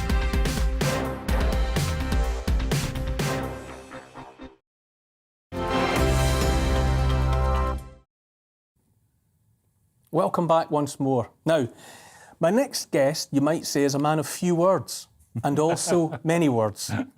Allow me to explain. Robert Edeison is described by some as the world's greatest aphorist, an aphorism being, according to my dictionary at least, a pithy observation containing a general truth. Here are some examples from the man himself. History is lived, not made. Even the poorest snail is never homeless. And we only allow facts to speak for themselves when we like what they say. How true, how true. Journalist and author, a man with a fascinating take on life. He joins me now. Robert, I'm delighted to have you here. Good to see you, Neil. Your story is a fascinating one. Apart from all that you've written, I'm very interested in where you've come from and how you've come to be this man of aphorisms. Now, I think I'm right in saying, am I not, that you started out pursuing languages other than English? Your first love, almost. I did. So tell me about that. Well, my mother was a linguist. She was brought up between the two world wars in Europe, in mainly France and Germany. And she wanted to pass her linguistic gifts on to me. And she encouraged me to do my 2 gap years abroad before doing national service and then Cambridge. And I got myself to Austria, to Innsbruck University. And believe it or not, Neil, I was the only English student. So I was forced to speak German from day one. And I did the same then my second gap year. I went to Italy, to Perugia, and became nearly bilingual in Italian. So I was off to a flying start with languages. So languages generally, including your mother tongue, but obviously you had that facility and that fascination with the spoken word. I did. Excuse me. And interestingly enough, I found that the best way to learn one's own language or to deepen one's knowledge of English was to learn foreign languages. Because if you think about it, in all cases, you're looking for the mot juste, the right word. And it applies just as much to one's own language as to other languages. And then after that, those early years studying and absorbing foreign language, other language, you got into newspaper journalism. Now, how did you make that transition? Well, it was a while before I decided, because I first I was in academia and had a visiting lectureship at Toronto University in Canada, another country I lived in for a year. And then I had a Foreign Office consultancy, and I felt I didn't think being a civil servant was for me, you know? And then having looked around, as it were, I decided on a career in print journalism. And that was the beginning of it. Now, the aphorisms, these one-liners, these pithy one-liners for which you are now renowned, what's the story there? Have they always been a part of your thinking and your writing? No, they haven't. So tell me how that came to be. I'll tell you. Before I do, may I say how I got into journalism? Yes, indeed. It was quite extraordinary, because it relates to your last question as well. I was a cub reporter on North London News back in the mid-70s. And I was lucky enough to get a major interview with the late Margaret Thatcher in the year before she became Prime Minister. Goodness, okay. And it was a double-page spread in one of the local papers. I then very cheekily rang the London Times and said, would you be interested? And they said no, just like that. And I said, well, look, if I send it to you, will you at least have a look at it? They did, and 3 days later, it appeared on the major feature page of the Times. And that opened all doors to me in journalism and led eventually to your last question, to my aphorisms. And tell me how, has that been a running theme since you got into newspaper journalism? And if not, how did they come to occur to you? Oh, I wish it had been a running theme from day one. I'd have written many, many more. The 40,000 I have, roughly 40,000 that I have written, have been written in the last 22 years. And to answer your question, the genesis of those was when I wrote a play called Commanding Voices, which had a 5-week run up in Hampstead in London. And reading through it, I noticed there were 4 lines which were aphorisms. I'd written them kind of unknowingly, you know? And I thought, well, for heaven's sake, why can't I just do them out of context, just do them neat? And that was the start of it. And so tell me some of your favourites. Give us a sense of what you mean by an aphorism. Let me think. Fame is when reporters ask to interview your cat. What else? As opposed to you. What else? The British Empire ceased when butlers stopped ironing the morning paper. I get a sense of where you're coming from. Do these aphorisms of yours appear? Where would a person find them? Are they in newspaper, in books? Where else? Well, my first book, Wisdom and Wordplay, contained, I think, 300, published by Unicorn Public Press. My current book, which was out, oddly enough, this week. Which I can show you here. Here is the very piece. Now, this would be an aphorism, I believe. Peeing is relieving. Yes, you're right. And so it certainly is. It's a play on, of course, seeing is believing. Yeah. Okay. Also, there's a quote on the front there from no lesser figure than Stephen Fry. What inspires you to write an aphorism? You know, what subjects, what moods lead to the genesis?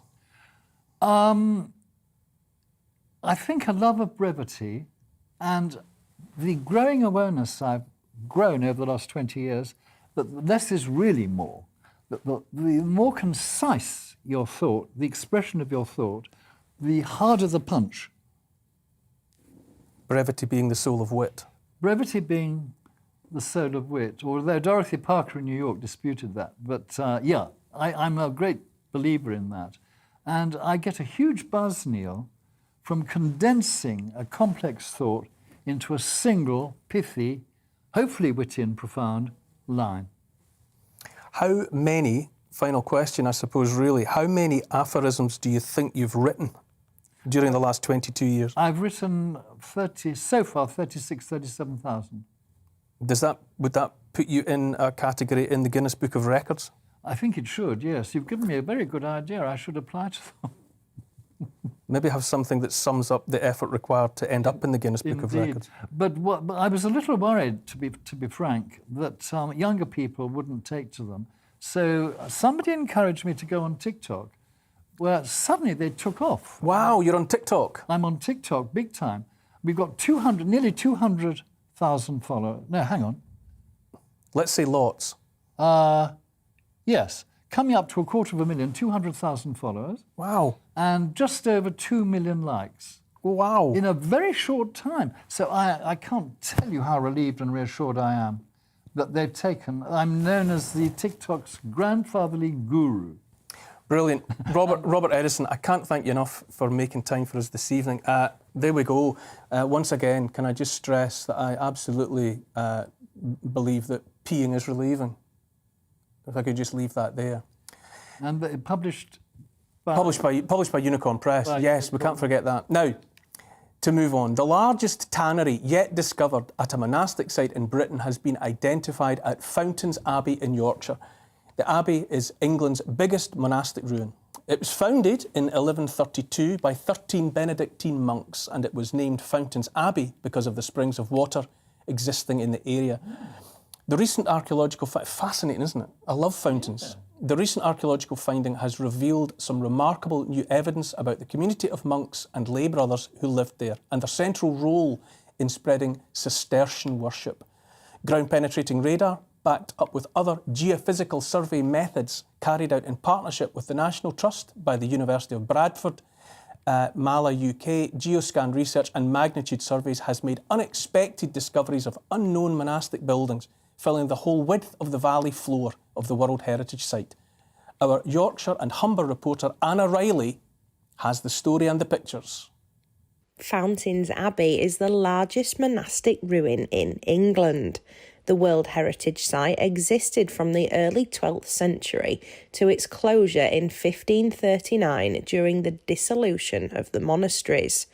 Archaeological investigations have been carried out for decades at the Abbey, and most recently, cutting-edge geophysical survey technology has uncovered unknown monastic buildings and a tannery filling the whole width of the valley floor. The sheer scale of this discovery and where it's placed near the Abbey community has surprised archaeologists. Well, what we think is that the building is most likely to be the monastic tannery. And it's a really big structure. It's 16 metres wide by at least 32 metres long, possibly quite a lot longer than that. And it's an industrial scale building in the medieval world that doesn't do industrial units. You don't really think of it that way, but we think that this is what its purpose is, and it's to generate all the leather and perhaps things like parchment and vellum for writing their books on, everything for processing the animal skins from the Abbey's great herds. And that's really fundamentally important in how the Abbey operated. A lot of the creation of the Abbey, a lot of management of its land was initially done by a group of people called the lay brothers, who were part of the monastic order, but they did, a lot more of the manual work than the choir monks did. And if you saw them, if they walked past us now, the difference between the choir monk and a lay brother would be that the choir monks are in woven clothing, white habits and black scapulars over the top.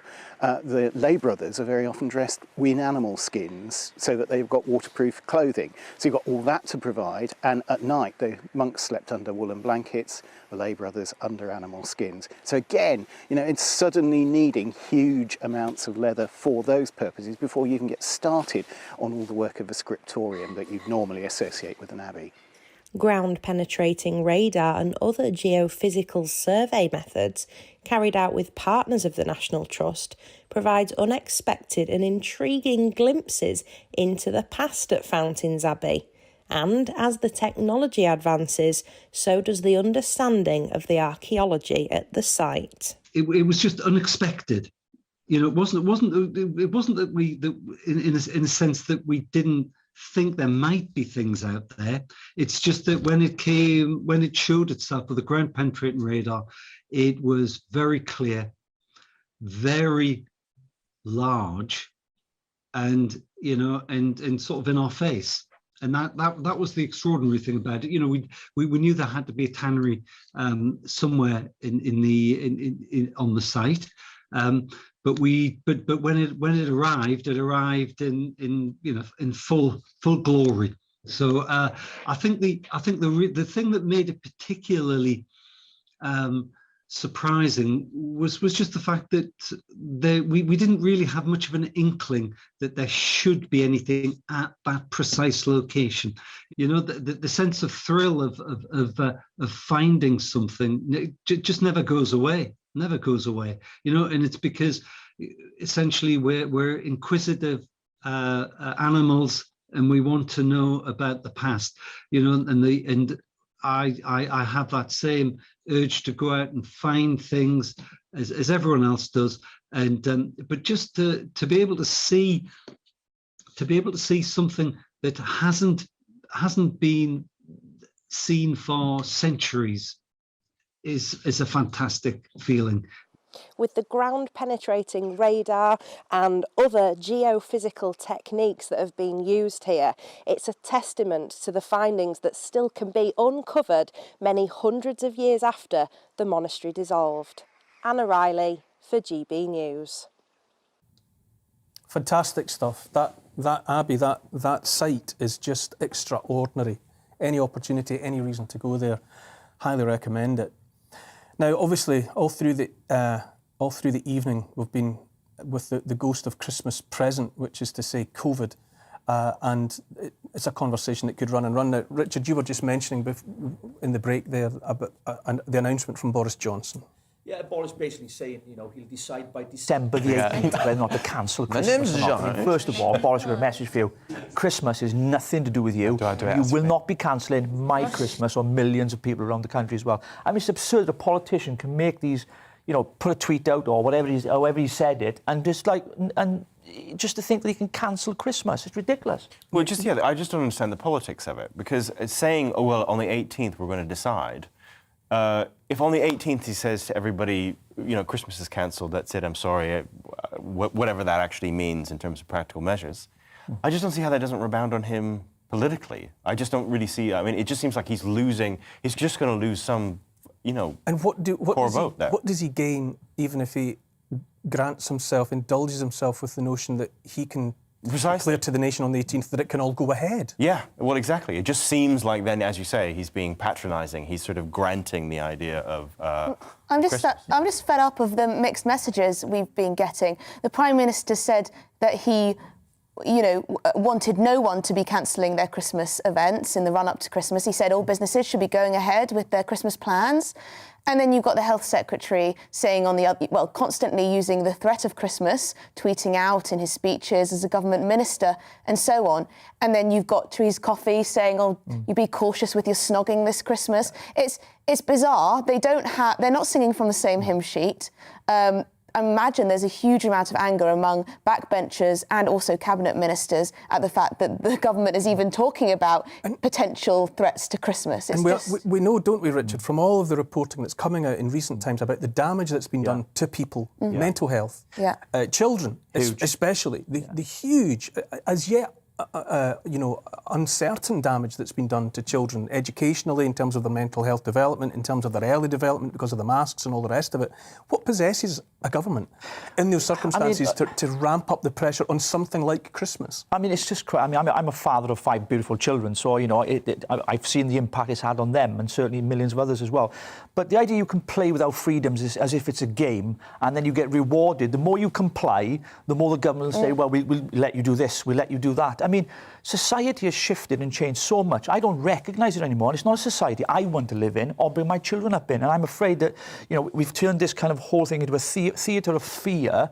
And, you know, those that don't comply and ask questions are the conspiracy theorists, or we get branded as we're doing damage to the public health or something. That's just crazy. The problem is that so many people don't see it that way. They're complicit in the government's reactions insofar as they seek to police it themselves. But there are so many people who will, give you a stern look or intervene if you're not wearing your mask. There are those who literally say, seek to justify any change in government policy, regardless of what it is, regardless of whether we've seen any cost-benefit analysis at all. And I think that's the change in society. You know, it's splitting people, it's dividing people, and I don't know for what aim. I think the government is probably just so afraid of getting it wrong that they'd rather adopt this highly precautionary, approach. But it's only to COVID. Yeah. They say, all the people with mental health problems, what about them? I don't even see how people who are pro-lockdown, who are on that side of the argument, are going to... Because even people who have that view, they're not going to want on December 18th to be suddenly told, out of the blue, when there's been nothing but go ahead, do your thing, don't worry, it's all going to be fine, to be told on the 18th, so 1 week from Christmas. Oh, by the way, it's all off. I just don't see how anyone will be happy with that. It's totally immoral. I mean, isn't Christmas about the birth of Jesus? What's it got to do with Boris? What's it got to do with Boris Johnson? It's none of his business. Keep out of people's lives. Let families enjoy their Christmas this year. We've been through hell the last 20 months with all this government legislation. Yeah. People need to have some normality back. We've got to learn to live with the virus, get on with our lives, respect others' opinions. If you want to wear a mask, fine. If you don't, that's fine. If you want to get back, that's fine. But leave people alone. Why are politicians interfering into the everyday aspects of families' lives? They shouldn't be in there. But so many people have this sort of better safe than sorry approach. You hear this narrative from friends or from, union leaders or people on the media, people writing articles. This sort of you're better safe than sorry. but they don't seem to, factor in the unintended consequences that we've seen over this period. The mind boggles. It's so frustrating because it's not being safe. Is it just another stick? Is it simply about trying to boost the booster? Are they just trying to up the numbers so that they reach some whatever magic score on the swingometer where they say, and to be rewarded with freedom in return for good behaviour? That's how prisons work. Yeah, absolutely. Not society. I just, if that's the idea, I just don't see how it works. I think I don't even think there's that much thought in it. Honestly, Neil, I don't actually think it's that thought out. That in itself is deeply troubling. Yeah. I mean, Neil, sorry. I mean, I messaged on Twitter earlier today somebody, and this is quite sad, saying, I would rather get COVID and die, which obviously we don't say that, than live in this world.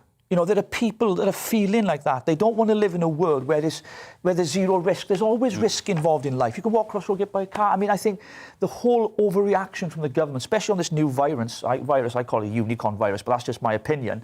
The overreaction over something. There's about 16 cases in 17 cases, whatever it is, in the UK. Mild symptoms. No one's dying of it. It's not. You had a doctor on earlier, Dr. Strain.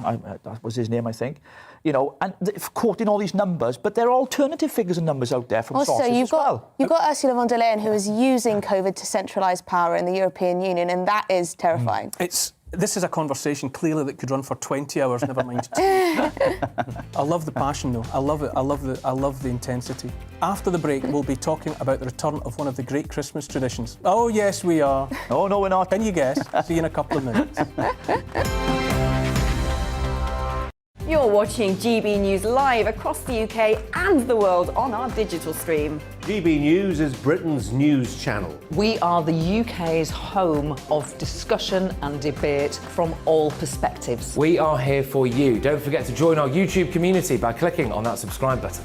And if you want the GB News app, you can click and catch up on programmes anytime. We love to hear from you, so email us. gbviews@gbnews.uk. Thanks for being part of the GB News family.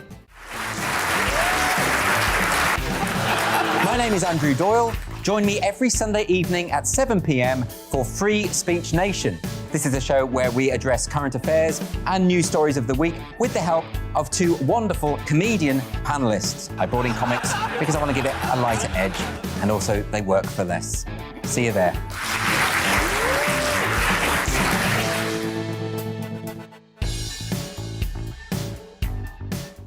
Join my show Farage, 7 p.m. till 8 p.m. Monday through Thursday, and there you will get opinion, analysis, debate, and I'll cover stories that nobody else dares to touch.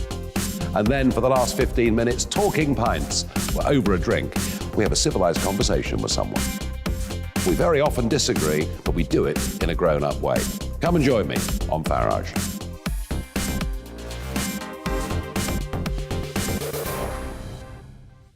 I'm Colin Brazier.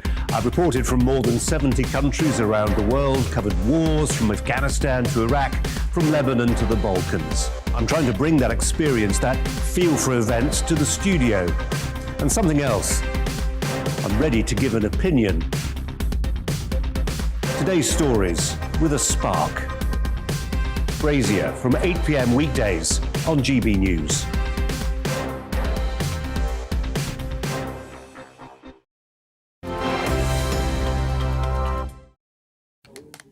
Last Christmas was disrupted as never before.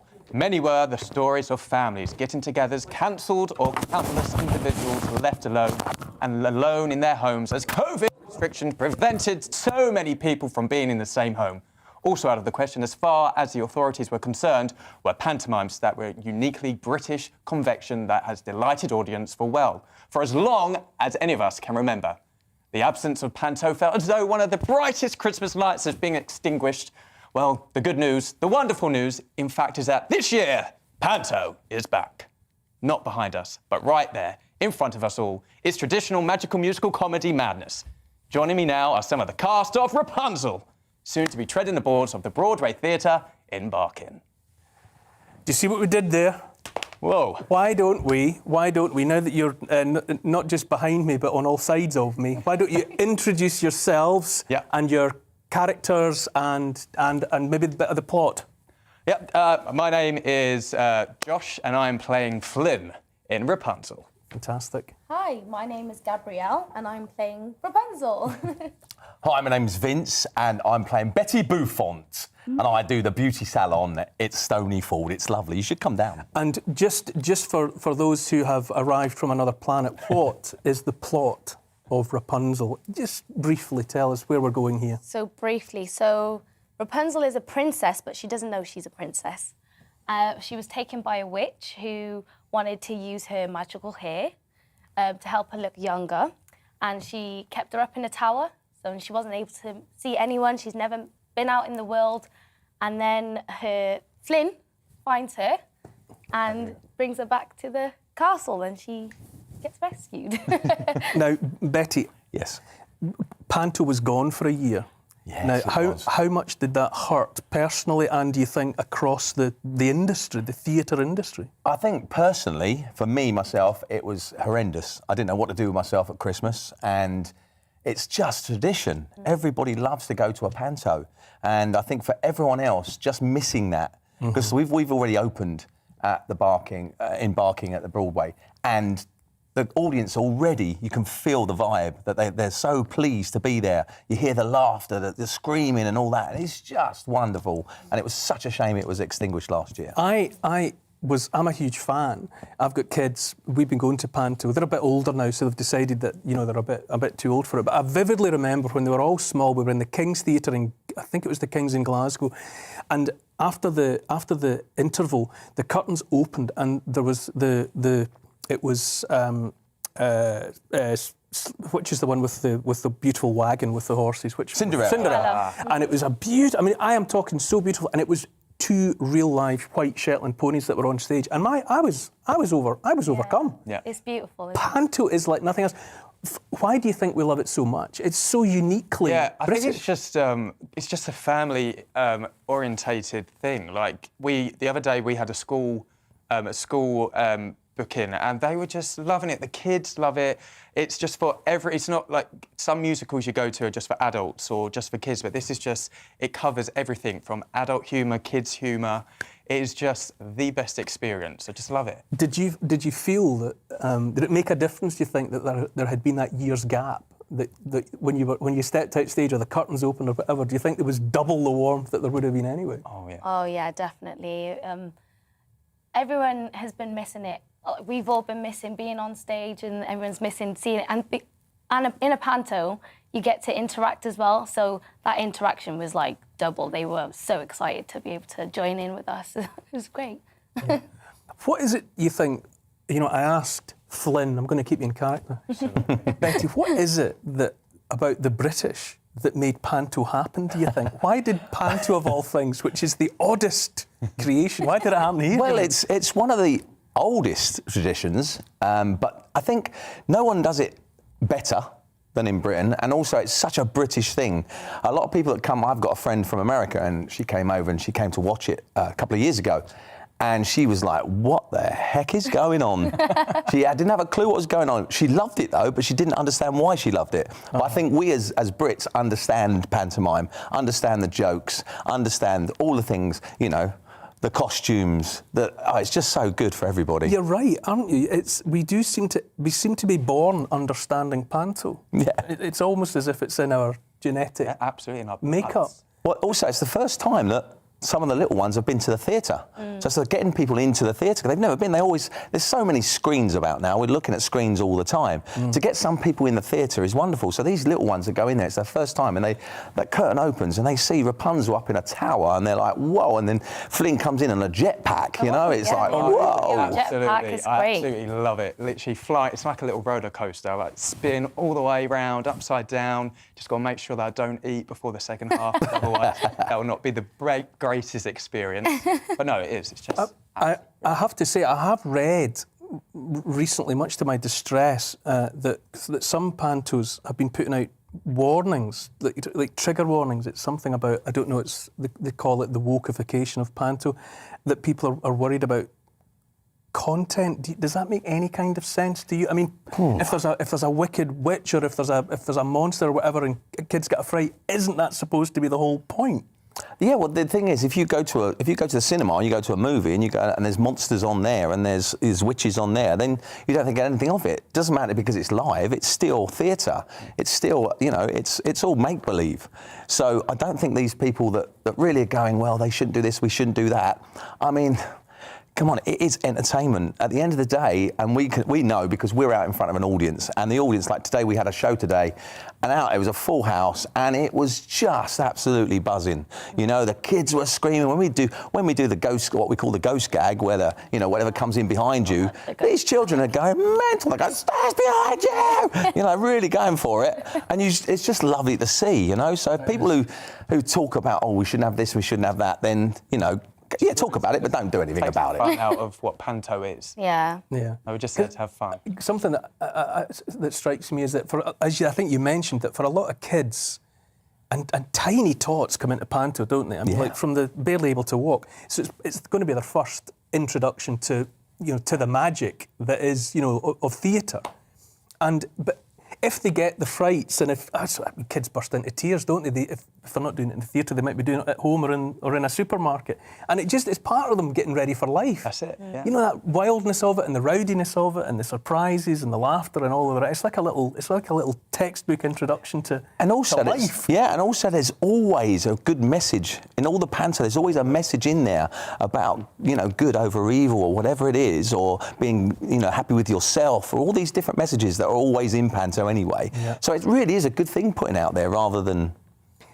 To look at this downside, what was the impact on the theatres? And I'm thinking, I've been around theatres for different reasons than Panto, obviously, and it was a revelation to me how an all-encompassing industry it was. How many people were behind the scenes, driving all of these productions. These people in black driving the whole thing, and so it wasn't just people as brightly coloured and obvious and out front as you. It was all these people were hit by the lockdown. Absolutely, yeah. Stage crew, like all the people you don't see, like the wardrobe, the hair and makeup people. Like we just, for the whole year and a half, like I could speak for all of us, we were, like it was so hard to find work, and we weren't helped by any point by the government at all.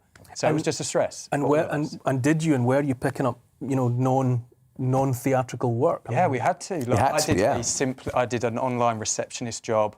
At Christmas, I worked outside in a farm as an elf.